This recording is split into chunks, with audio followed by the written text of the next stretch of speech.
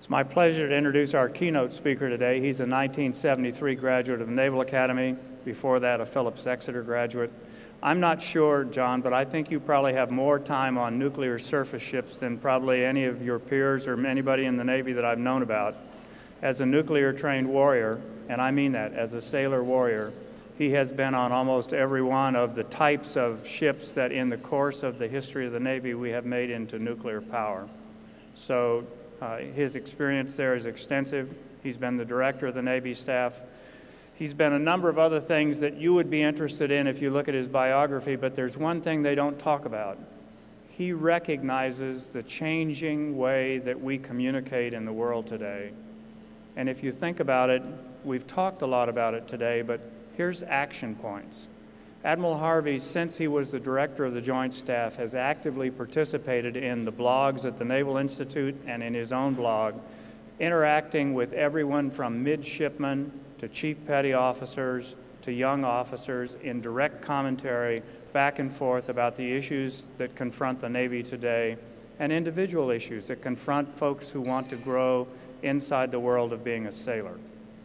When all of us who are my age think back when we were midshipmen or when we first graduated from college or the academy, the idea that you would be able to speak directly to the commander of Fleet Forces Command and get a response to your question or your concern blows the mind.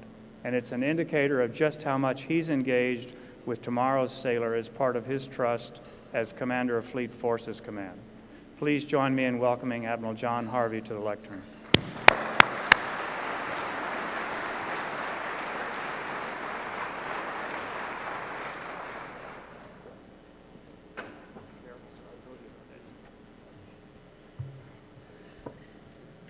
Well, got the lights right? Well, good afternoon and thank you. I'm very pleased to have the opportunity to be here and speak with you today. My boss, General Odierno, great to see you, sir. General Cohn, welcome aboard.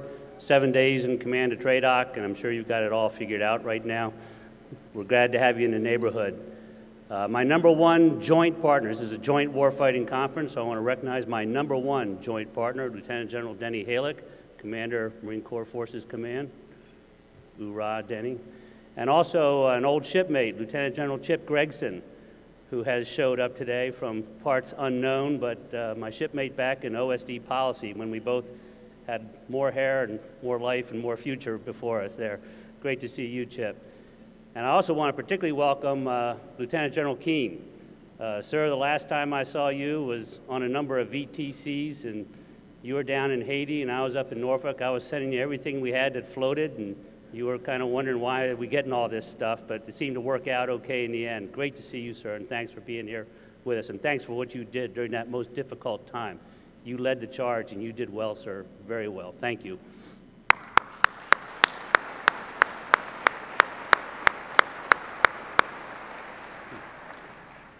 When I spoke at this conference last year, it was just after the Dow Jones fell off a cliff and plummeted almost 10% in what pundits claimed was a reaction to the economic crisis in Greece and the fear that this crisis would spread throughout Europe and the world.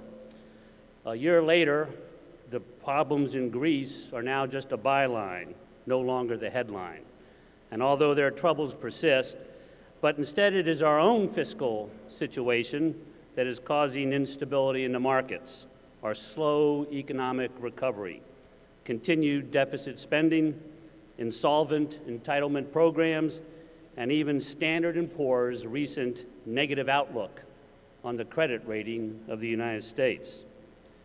But as I stated to you last year, the fact that fear and the uncertainty it creates profoundly impact our economy and security is nothing new. What is new, to me at least, is the certainty that uncertainty is the salient characteristic of the age we're living in. Our stock market's behavior is just one more reminder that what we believe to be true, based on a thorough and honest reading of the evidence at hand, can change in an instant. And all the logical assumptions we made underpinning that view of our reality can be shattered in that same instant. From the devastating earthquake, tsunami, and nuclear crisis in Japan, to the multiple and completely unanticipated ongoing crises in the Middle East, events rarely go according to the script we have written. Protests in Tunisia sparked similar chains of unrest and protest in Yemen, Algeria, Bahrain, Egypt, Saudi Arabia, the UAE, Libya, and Syria. Within 4 months, there are regime changes in 2 Arab nations, Tunisia and Egypt, with the significant potential for further regime changes in Yemen, Syria, and Libya. What happens next is anyone's guess. What form of government will eventually replace the regimes in Egypt and Tunisia? Will any of this incredible turbulence lead to more stability in that region? It's impossible to accurately predict the outcome. And once events do settle out in the Middle East, if that long-waited-for day ever arrives, I'm sure we will have other events in other regions of the globe which will present us with new, unexpected, and potentially more dangerous challenges.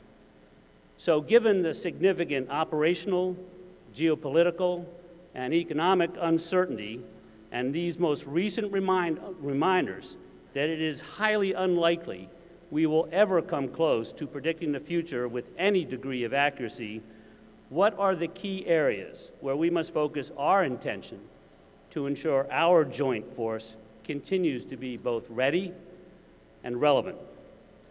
What are the big things in how we deploy and employ the joint force that we must get mostly right, or at least not get completely wrong, so we can rapidly and effectively adapt and respond to the unpredictable and the unexpected?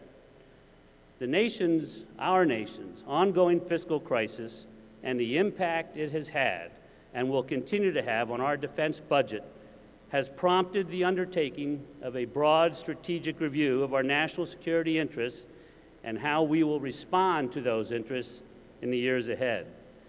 This review offers us a golden opportunity to answer the question I just posed to you, as well as giving us the opportunity, and this is just as important, to validate and reaffirm the assumptions upon which the viability of our joint force is based.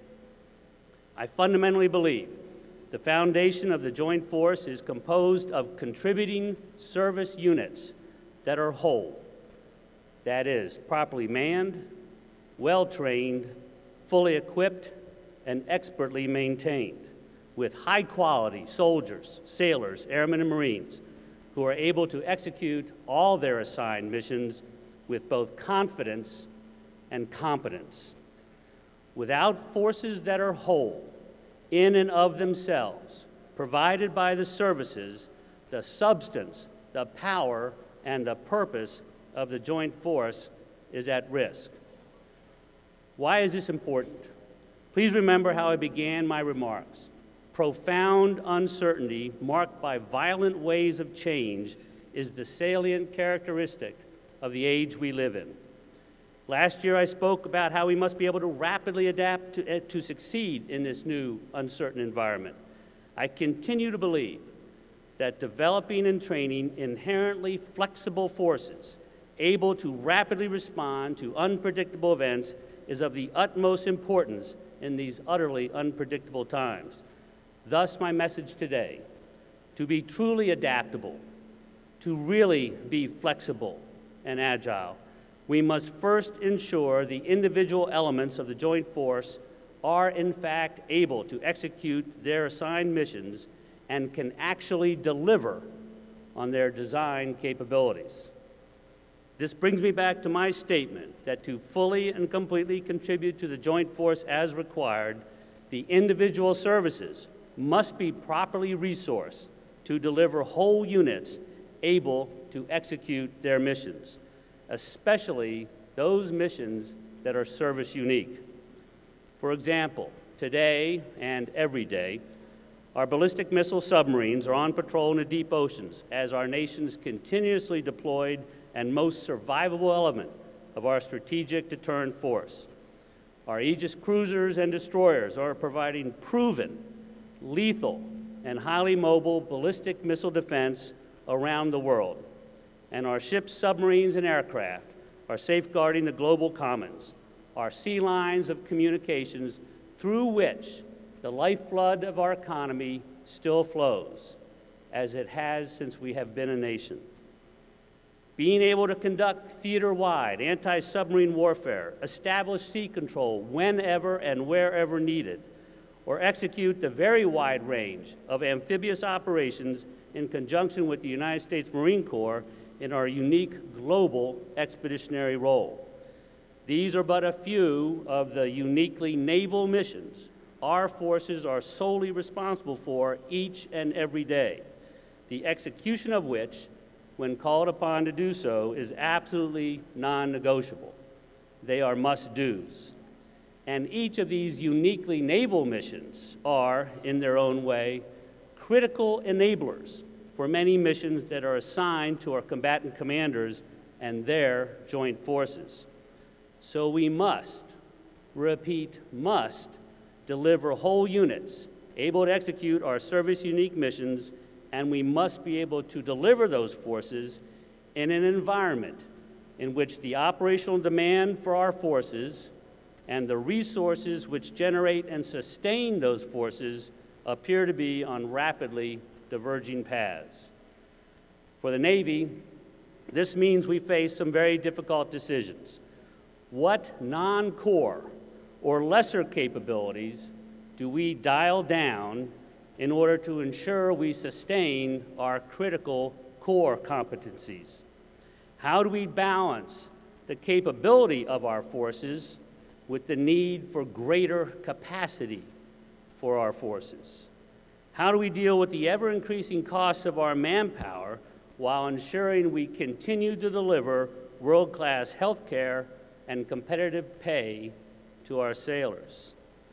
After 10 years of continuous combat, we now know the true cost of a high-quality, all-volunteer force, a force that has endured repeated deployments to the combat zone and a very high op-tempo inside and outside the combat zones. How long will we pay that cost to ensure this extraordinary joint force is retained on active duty, knowing the op-tempo that surely awaits them in the years ahead? As you have heard by now, the years of plenty are over. We cannot expect more resources each and every year as we've received over the past decade.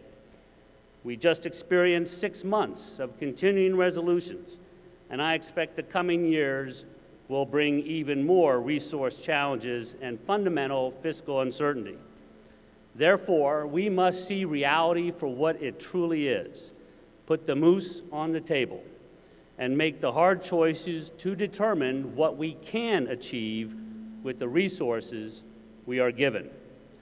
For Navy, we must take the necessary actions to reestablish certainty in the areas we do control. As our Secretary of the Navy recently stated, we've got the best force that we've ever had, but at some point, you have to have more certainty in terms of deployments, in terms of maintenance, in terms of availabilities, in terms of training, and this is what we're pointing toward, trying to get that certainty.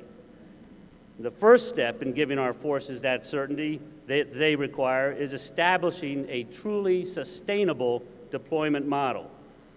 During a recent interview, our Undersecretary, Bob Work, said, since 2006, Navy surface combatants, aircraft carriers, and submarines have essentially been operating at a major combat operations level of demand. And the price that the Navy pays for that is in missed maintenance, longer deployments, and this is another big issue. We want to be able to meet the demand in a sustainable way where we can do our maintenance, take care of our sailors and Marines, and make sure that over time we're going to have the force ready when needed.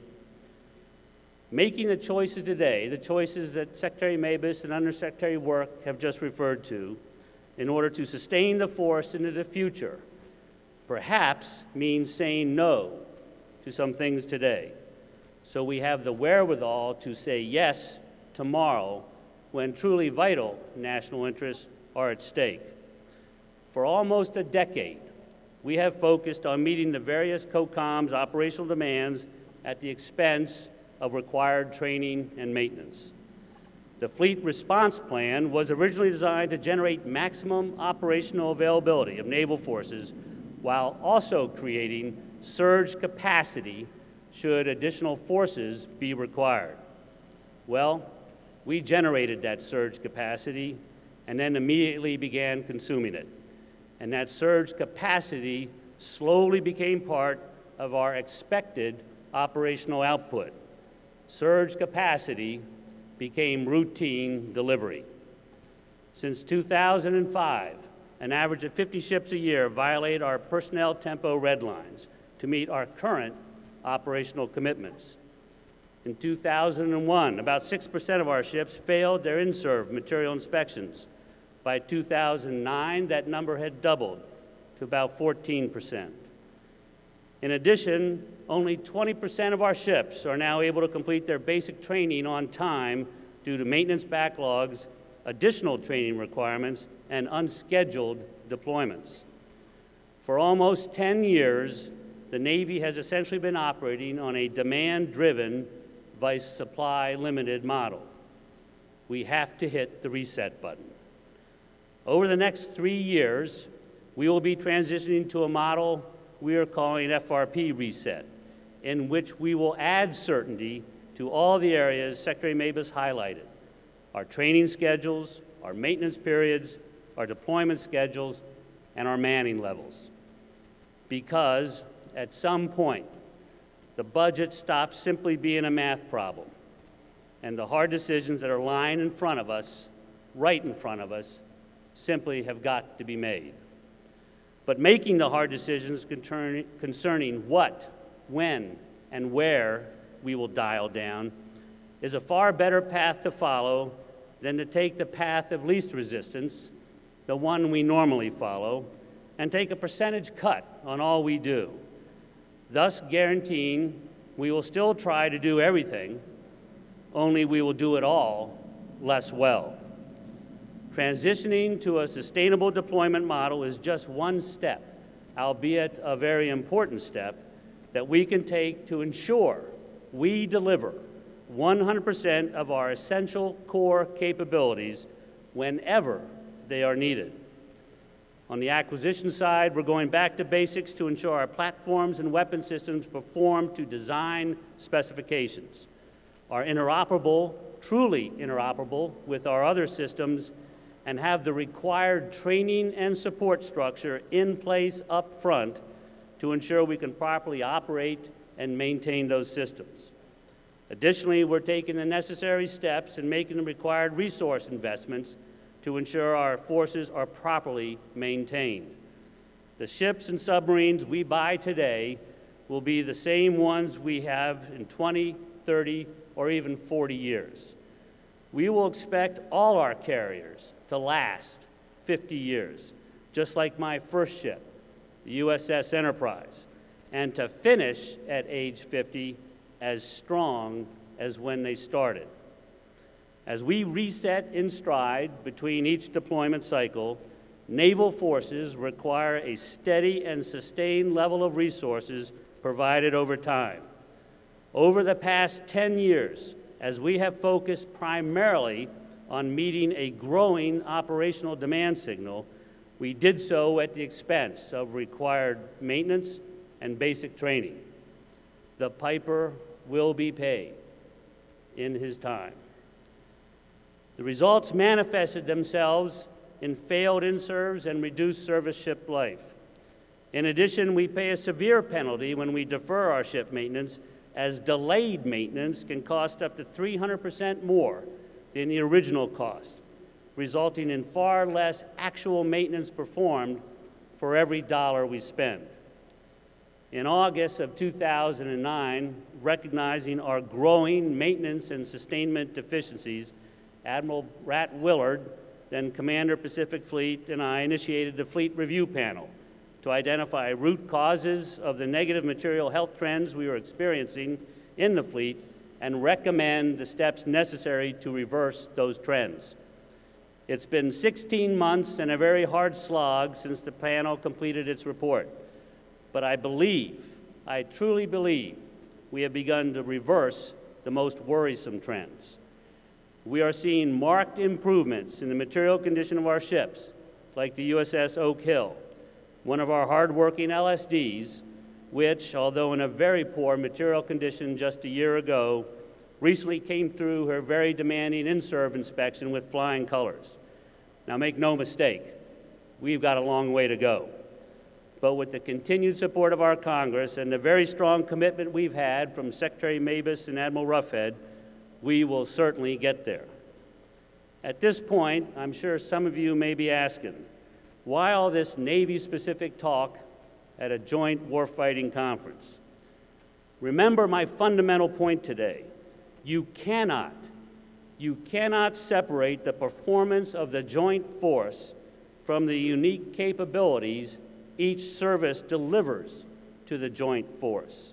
Navy issues, Marine issues, Army issues, and Air Force issues are joint issues. And the challenges and issues that each service must face directly impacts their ability to contribute to the joint force.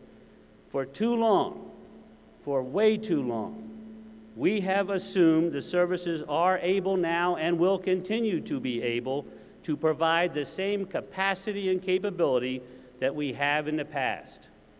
And joint discussions have tended to ignore many issues as too service-specific, based on that increasingly shaky assumption. Establishing the strong foundation for the joint force is the responsibility of the services and the service force providers. It's our job to ensure this foundation is strong today and tomorrow, so the joint force has a solid point of departure for success across the spectrum of conflict. As John Donne once wrote, "No man is an island entire of itself. Each is a piece of the continent, a part of the main." The same goes for the joint force. We are each part of the greater whole. And before the joint force can be strong and whole, the individual components must be strong and whole. My message to you today is twofold. First, it is clear to me each service is going to have to make some very tough decisions about what they will do to ensure they remain fully ready to deliver their core competencies today and in the future. Given the expected budget environment, we will struggle simply to hold on to what we have today. My focus and your focus should be on how do we sustain what we have today into the future. The years of plenty are indeed over, but the range, scope, and severity of the threats we will face and the resultant operational demand for our forces is likely to only increase over the coming years. And I don't see a time ahead where we be able to take a training time out to quickly reconstitute and reset the force. It is permanent whitewater ahead as far as the eye can see or the mind can imagine. So, in this increasingly resource-constrained environment, where should we place our efforts? How can we sustain our forces and get every ounce of capability from the investments we've already made? How can we evolve our tactics, training, and procedures to counter the new and evolving operational threats, bridge capability gaps, and unlock our forces' full potential? How do we achieve these goals and thus give our combatant commanders the certain force they need in these most uncertain times? These are the questions we must be asking ourselves, and the answers may not be entirely self-evident to us now, but they will be found within the context of the joint force as envisioned by Goldwater-Nichols. Since 1987, our military has made significant progress towards maturing how we train and operate as a joint force. Today, our forces train and operate jointly. We are educated in joint doctrine and educated in common joint schools. We are assigned joint experiential tours, and our combatant commanders are able to leverage the combined capabilities of the individual services to execute a wide range of joint operations. These are truly significant accomplishments and are exactly what we should have done given the challenges we faced in 1987 and the challenges that we still face today. But one thing Goldwater Nichols did not do is to relieve the services of their Title X responsibilities. In the Navy's case, we are charged by law to be organized, trained, and equipped, primarily for prompt and sustained combat incident to operations at sea, operations that will primarily take place within the structure of the joint force.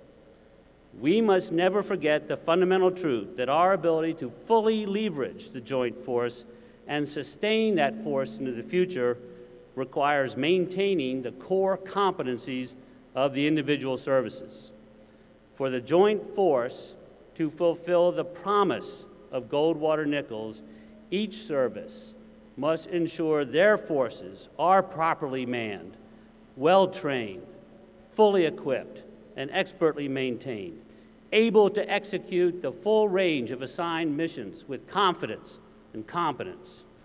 And in so doing, we will guarantee that the foundation upon which our extraordinary joint force is built and from which it will evolve remains strong and fully capable of supporting the demands of the nation in these uncertain, turbulent, and still most dangerous of times. Thank you very much. I appreciate your time and your attention.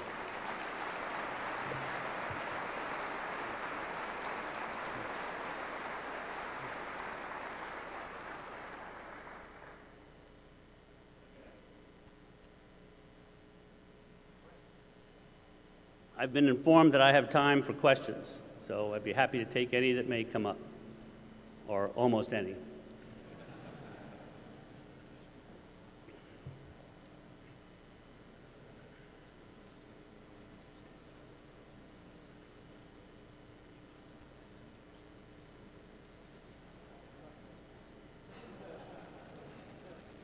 Good afternoon, Admiral. Captain Doug Swanson. Just a quick question. You mentioned the FRP and some of the results from that. Can you translate or comment at all on the results of that pertaining to network readiness, IT readiness? Has there been anything that's come out of that very specific to that domain? Thank you, sir.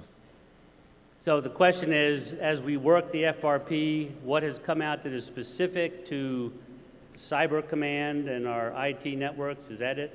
Give me a head nod. Okay. No. Well, I mean, but it brings up a very good point. You say the cyber domain, we often refer to it that way, but I don't think you can separate that out from the fundamental warfighting issues that come up as we look at across the force. We don't set you aside separately and say, we'll deal with you, then we'll deal with you, and we'll deal with you. This is a coherent whole we have to bring together, kind of the point of what I was talking about. And in the Fleet Response Plan, we don't set the Cyber Forces Command or Net Warcom aside. We have to bring it in and make sure what we're doing with you all fits what we're doing with the ships, with the submarines, and with the aircraft as we build the deploying units. So we don't separate it out. It's going to impact all of us. It's going to impact all of us in the future for a few more years, and it'll be done in a coherent way, not in a separate community by community way. Admiral, Nancy Brown. I'd like to ask a question about organizing, and as you talked about the service's Title X responsibilities to organize, to provide force to that joint commander. And we've seen the Navy go through a lot of changes in the last year and a half, standing up 10th Fleet, taking Net Warcom and breaking it into 2 different commands. And I'm just wondering, from your perspective as the fleet commander, do we have that organization about right, or are we still tweaking that? Well, I think we're still tweaking. I believe yesterday we gave a presentation here about the change that's going to be coming our way at Fleet Forces, lost in the announcement that the Secretary of Defense made about the disestablishment of Joint Forces Command was also kind of the side note that we're going to be combining Second Fleet and Fleet Forces Command and then disestablishing the Second Fleet. The goal for that, for my purpose, whether it's dealing with our Marine Corps partners or anyone else that we deal with operationally, is that on the outside, when you look in and what you get from the Navy today, from Fleet Forces, from Second Fleet, that the day after we disestablish Second Fleet, you don't see anything different coming your way. What you had then, you'll have now. The people will be the same, the relationships will be the same, the habitual relationships we've built up over time with the Coast Guard in terms of maritime defense and maritime domain awareness, with the Marine Corps and how we prepare our ARGMUs to go forward. I'm very hopeful that with the stress we've put on how we're bringing this together, that you won't see operationally any difference, any impact on what this change brings. As far as establishing 10th Fleet, I think it has brought great clarity and focus to how we view all things cyber. Back to the point I made to Captain Swanson, we were in danger of kind of splitting up these domains that we talk about so glibly. The aviation, the air domain, sea, air, space, and cyber, under the water, on the water, over the water. You got to view this stuff in a coherent way. It is one war-fighting problem that you have to come at and solve. And so to split out all the communities and deal with each one separately, I think, is the way of madness. I think in establishing 10th Fleet, we brought the focal point together so he can apply all those issues to our war-fighting concerns, our operational plans, how we bring our systems to our ships, and how we use them once they get to the ships. So I see these things as a step forward, Nancy, and I'm glad to be here when we're doing them. It's painful sometimes being in the midst of this creation, but I think we're going to be okay with the results when we're all said and done here. Hey, sir, Danny Haley, thanks for your remarks. And you and I have discussed this a little bit. I wonder if you would share with us all, how are we going to satisfy the requirement and the desirement of the COCOMs as they continue to ask for deployed naval forces, both Navy and Marine Corps? And along with that, sir, to balance that with your FRP reset program, which is so critical in order for us to deploy, and then to make sure that both as a naval force, Marine Corps and Navy, we get back to our core competencies. Well, I mean, that's the key thing here. It's how do you have a discussion with geographic combatant commanders, all of whom who have been charged by the President through the Secretary of Defense to carry out a tremendous level of specific activities, preparation for various operational plans, be able to respond to various war plans, and maintain during the non-operational periods, if you will, non-combat periods, a vigorous engagement plan throughout their theaters. There's an insatiable and inexhaustible demand for the forces that you and I supply. There's no easy way to get at it. There's got to be a conversation. There's got to be a very powerful conversation. But it's got to be, that conversation has to take place with the full knowledge of what the realities facing the services are. Right now, my personal belief, it's been very much of a one-way conversation. It's obviously driven by the fact we've been engaged in conflict, real conflict, on the ground in Afghanistan, Iraq. That's the fight you got to win, and everything goes to win that fight. We all get that. But then there's other things going on out in the world, too, that are creating these demand signals. And we haven't really, in my view, have we prioritized them across the COCOMs. I mean, they're each doing what they've been told to do, and I have no beef with that. My issue is with the system where we bring it together and say, okay, here it all is, here's what we've got to do it. They don't mix, they don't add up. You've just simply got to deal with that. And as we start going into this environment where you and I are going to have about 5 to 10% less next year than what we had this year, that becomes a really important question for our bosses to answer. So, Danny, I wish I had the right answer for you. You and I know what the right answer is. I got to convince some other people that it's the right answer. But the important thing is that there's got to be a mechanism. How do we bring these combatant command demands together? Not just in a way of getting to the GIFMAC, the Global Force Management process, but the long haul. How do we sustain this force so that our ships do last for 20 and 30 years? Because it's a lot cheaper to keep them that long than to buy new ones every 10 or 15 years. This is what's really at heart, the sustainment of our force for the future. because with everything else, we're not going to have the funds to re-procure the force at the rate we have in the past. So we're really caught on this one, but the answer is going to be a very, very hard, realistic look at the demand signal, what we have to respond to that demand signal, and how we bring those two into consonance. Admiral Dick Diamond, down from Newport, Rhode Island. One way to increase our ability to deal with limited resources is to be smarter and act more efficiently. Another way is to get trusted and capable allies to shoulder part of the burden. The new maritime strategy has a pillar that talks about cooperative maritime security, and we've made some progress, but a lot of work still lies ahead. What do you think still needs to be done in terms of legislation, changing procedures, changing attitude to make our international partners more willing to sign up, more capable to contribute, and more easily having access to our technology and being fully interoperable with our forces? Well, I can't give you the specifics on the legislation. I can tell you, I think I have learned an awful lot over the last 3 years from our piracy or counter-piracy operations that have been going on in the Indian Ocean. I mean, it just absolutely fascinates me. We have sat there when we really started reacting strongly to the increasing disruption of the trade routes off of Somalia up through the Straits of Bab el-Mandeb and out now reaching to the shores of India. I saw a number of nations come together. First, of course, we had our forces, our naval forces, our U.S. forces assigned to naval NAVCENT in Central Command. They responded. Then the European Union set up Operation Atalanta and sent forces down under the flag of the European Union.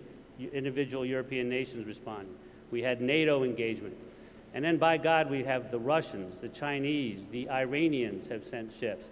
About 32 different nations have responded through various means, either spontaneously or in conjunction or in some kind of a partnership arrangement with the United States to set up a force, a coherent force that is actually having an impact off the coast of that misbegotten nation that is lending so much trouble to the maintaining stability in our sea lanes.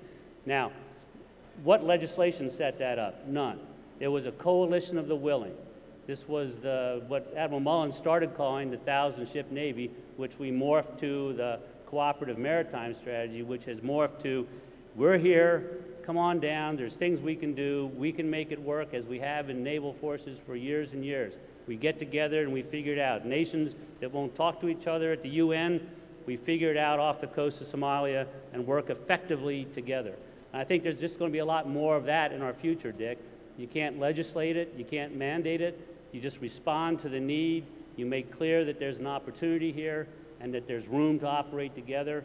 That's what we've done in the past. We're learning how to do it better, and I think that's where we have to continue to go. Thank you. Good afternoon, Admiral. Ken Karkoff down from NavAir. And I had a question on piracy, so I'll do a follow-up question to the one you just answered. It looks like right now that, actually not looks like, but General Carter Ham said a couple of weeks ago that there is now indications, or at least some percentage, that money is coming or going with the Islamic terrorism that's coming out of piracy. We've seen the model change from what we used to say was a business model. They've killed hostages now. Ransoms dramatically increasing. Ransoms being paid and the hostages not being returned. From a maritime perspective, is this becoming another front in a war on terrorism? It's more than just a counter piracy that we're doing. You talked about some things, or what's the next step, and where do you see us going over this as the threshold increases, and obviously what they're doing certainly has escalated quite a bit. Well, I think what we saw was what began as the work as a few disgruntled fishermen who didn't have any better prospects and saw a lot of their livelihood disappearing before their eyes, went out and took this route.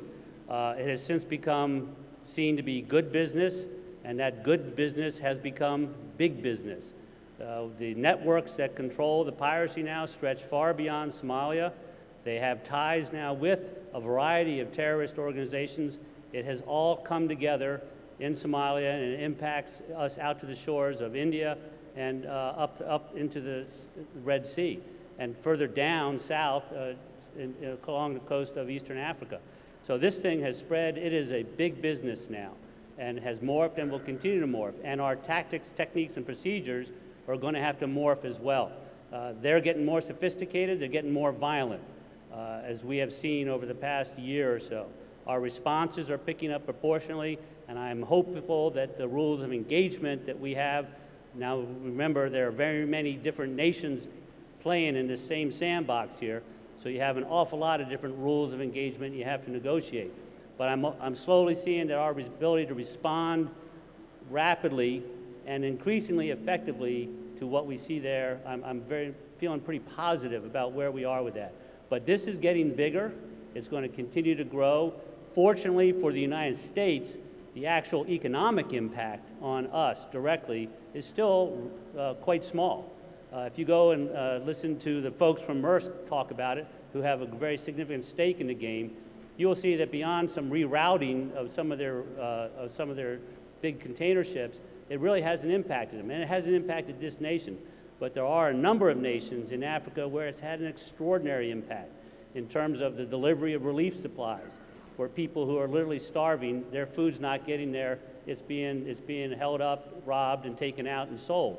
So the impact is big. It's growing, not on us, but I think we have the ability to respond. We have the duty to respond, and we're responding in kind. And that will continue for the next few years, I'm sure. Thank you, sir. Thank you. All right, sure.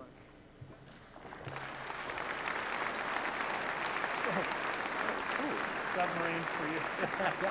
Yeah, surface move, what do you do? Thank you very much. Okay, got it. Ladies and gentlemen, please join me again in thanking Admiral Harvey for his presentation and for the Q&A session. We're grateful to have you with us, sir.